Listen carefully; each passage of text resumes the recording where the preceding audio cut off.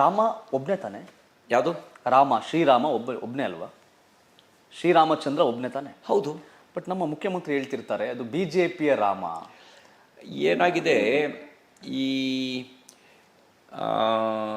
ಅವರ ಮೇಲೆ ಆಗಿರುವ ಸೈದ್ಧಾಂತಿಕ ಪ್ರಭಾವ ಇದೆಯಲ್ಲ.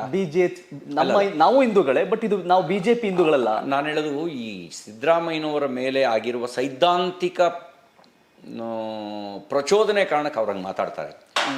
ಈ ಎಡಪಂಥೀಯ ಸಿದ್ಧಾಂತ ಎಲ್ಲವನ್ನೂ ಎರಡಾಗಿ ನೋಡುತ್ತೆ. ಅಂದರೆ ಮಾಲೀಕ, ಕಾರ್ಮಿಕ, ಹ್ಯಾವ್ಸ್ ಅಂಡ್ ಹ್ಯಾವ್ ನಾಟ್ಸ್, ಹೀಗೆ ಎರಡಾಗಿ ನೋಡುತ್ತೆ. ಆದರೆ ಭಾರತೀಯ ದರ್ಶನ ಜಗತ್ತನ್ನು ಒಂದಾಗಿ ನೋಡುತ್ತೆ. ಜಗತ್ತಿನ ಎಲ್ಲ ಕಡೆಗಳಲ್ಲೂ ಕೂಡ ಭಗವಂತನ ಸೃಷ್ಟಿಯೇ, ಭಗವಂತನೇ ಆ ಸೃಷ್ಟಿಯ ಒಳಗಡೆ ಇದ್ದಾನೆ ಅಂತ.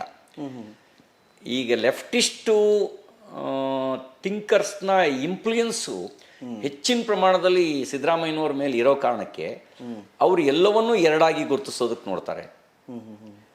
ಅವರು ಎಲ್ಲವನ್ನೂ ಎರಡೆರಡು ವಿಭಜನೆ ಮಾಡಿ ನೋಡ್ಲಿಕ್ಕೆ ಪ್ರಯತ್ನ ಮಾಡ್ತಾರೆ. ಸೊ ಹಾಗಾಗಿ ರಾಮನನ್ನು ಕೂಡ ವಿಭಜನೆ ಮಾಡಿ, ರಾಮನನ್ನು ವಿಭಜನೆ ಮಾಡಿ ನೋಡ್ತಾರೆ, ರಾಷ್ಟ್ರವನ್ನು ವಿಭಜನೆ ಮಾಡಿ ನೋಡ್ತಾರೆ, ಜಾತಿಯನ್ನು ವಿಭಜನೆ ಮಾಡಿ ನೋಡ್ತಾರೆ. ಹಾಗಾಗಿ ವಿಭಜಿಸಿ ನೋಡೋದು ಮತ್ತು ವಿಭಜಿಸಿ ಆಳೋದು ಅವರ ಒಂದು ರಾಜಕೀಯ ತಂತ್ರಗಾರಿಕೆಯ ಒಂದು ಭಾಗ.